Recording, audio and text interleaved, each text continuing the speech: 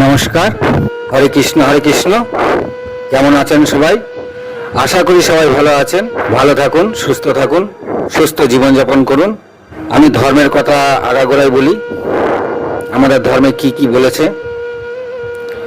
হিন্দু ধর্মের ব্যাপারে আমরা হিন্দুরা, ম্যাক্সিমাম হিন্দুরাই প্রায় কিছুই জানি না।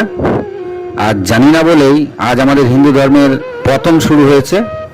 তা আমার প্রচেষ্টা এটাই যে হিন্দুরা তাদের নিজের ধর্ম সম্বন্ধে জানুক, তাদের ধর্মশাস্ত্রে কি কি বলেছে সেগুলো জানুক। হরে কৃষ্ণ হরে কৃষ্ণ। আজকে আমি আপনাদের কাছে বলবো বলির পিতা বিরোচন কত বড় দানী ছিল। দেখুন, দানবীর হিসেবে কিন্তু আমরা সবার প্রথম চিনি কর্ণকে, কিন্তু এখানে আমি একটা কথা বলতে চাই। যুধিষ্ঠির কম বড় দানী ছিল না। কর্ণ অনেক বড় দানী ছিল, বলি অনেক বড় দানী ছিল। বলি স্বয়ং বিষ্ণুকেও দান করেছিল, ভগবানকে দান করেছিল, এটা কম কথা নয়। কিন্তু এর থেকেও আমার মতে সবচেয়ে বড় দানী ছিল বিরোচন। বিরোচন কে ছিল? বলির পিতা। বিরোচনকে আমি এত বড় দানী কেন বলছি, চলুন আজকে আমি আপনাদের কাছে সেটা বলে দিচ্ছি। কারণ কর্ণ দানবীর ছিল, কিন্তু সে তার প্রাণ দান করেনি। যুধিষ্ঠিরও দানী ছিল, সেও তার প্রাণ দান করেনি।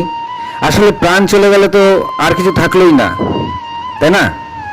তাহলে প্রাণ যদি চলে যায়, যদি আর কিছুই না থাকে, তাহলে আপনার আর কিছুই হলো না। তাহলে প্রাণের থেকে বড় দান আর কিছু নেই। বলিও অনেক বড় দানী ছিল। তার 3 লোক যে জয় করেছিল, সেই 3 লোককে ভগবান বিষ্ণুকে দান করে দিয়েছিল। তো কম বড় দানী নয়।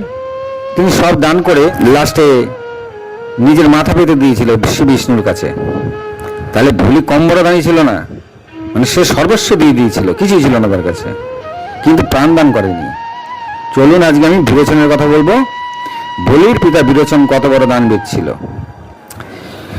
যখন বিরোচন রাজত্ব করত, সেই সময় ইন্দ্র আর অন্যান্য দেবতারা অনেকবার যুদ্ধ হয়। যতবারই যুদ্ধ হয়, বিরোচনের সঙ্গে ইন্দ্র আর দেবতাদের সঙ্গে অনেক যুদ্ধ হয়, কিন্তু দেবতারা কিছুতেই বিরোচনকে হারাতে পারছিল না। তারা অনেক চেষ্টা চরিত করেছে, কিন্তু বিরোচনকে কিছুতেই আর হারাতে পারেনি। আর যখন কিছুতেই আর হারাতে পারেনি, তখন তারা অন্য চিন্তা করলো। দেবতারা চিন্তা করলো যে এই বিরোচনকে হারাতে গেলে পরে যুদ্ধে হারানো যাবে না, অন্য কোনো প্ল্যান করে তাকে হারাতে হবে। তখন তারা কি করলো? বিরোচন কি করতো? প্রত্যেক দিন সকালবেলা স্নান করে তিনি দান করতেন রাজমহলের বাইরে থেকে। তখন দেবতারা ঠিক করলো যে তারাও ব্রাহ্মণ সেজে বিরোচনের কাছে দান নেবেন। তো যথারীতি কি দান নেবেন, চলুন আমরা শুনে নিই। দেবতারা আসেন এবং বিরোচন তখন একে একে সবাইকে দান করছেন। আর বিরোচন যেহেতু ধর্মনিষ্ঠ ছিল, তাই তিনি দেবতাদের দেখেই চিনে যান যে এরা, ব্রাহ্মণদের দেখে চিনে যান যে এরা ব্রাহ্মণ নয়, এরা দেবতা। তখন তিনি চিনতে পারলেন, তথাপি তাদেরকে তিনি কিছু করলেন না। ইচ্ছা করলে তিনি তাদেরকে তখন হত্যা করতে পারতেন, মারতে পারতেন, তার করতে পারতেন, পাকড়াও করতে পারতেন, কিন্তু তিনি কিছুই করলেন না। তখন যেহেতু তারা ব্রাহ্মণ সেজে এসেছিল দেবতারা, আর বিরোচন ব্রাহ্মণদের খুবই সম্মান করত, তাই তার ব্রাহ্মণদের সম্মানার্থে তিনি তখন দেবতাদের জিজ্ঞাসা করলেন যে কি চাই আপনাদের। তখন দেবতারা বিরোচনকে বলল যে আমরা আপনার প্রাণটা চাই। তো বিরোচন হাসি মুখে তিনি তার প্রাণ দেবতাদের দান করে দিলেন। তাহলে এর থেকে বড় দানি কি হতে পারে? এটা আমার কাছে সবচেয়ে বড় দান।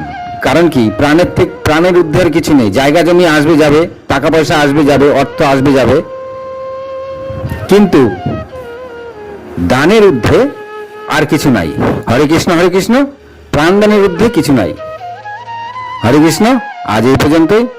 ভালো থাকুন, সুস্থ থাকুন, কমেন্ট করুন আমি যে মতটা দিলাম সেটা ঠিক কিনা। হরে কৃষ্ণ হরে কৃষ্ণ।